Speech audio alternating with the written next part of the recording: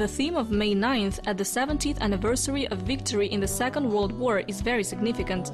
Every student, young and old, wants to express his or her feelings and views on war and the victory. I draw the flame of eternal flame that is burning on the Victory Day. People go and put flowers there. They pay their tribute to the memory of died soldiers. The theme was the Victory Day, and everyone draws something different.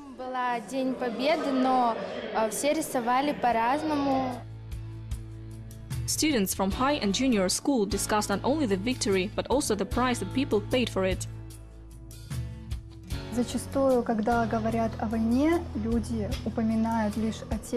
Very often when people talk about the war, they only remember soldiers who went to the front line. However, I believe that significant role was played by people who stayed at home, worked at the factories and were part of partisan movement.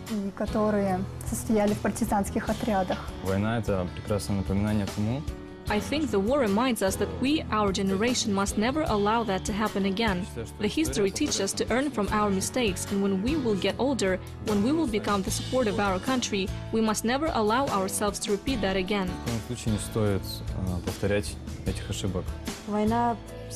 The war is the most horrific thing that could happen. It destroys life. Our memory is eternal, because everyone has someone who died at war or got lost.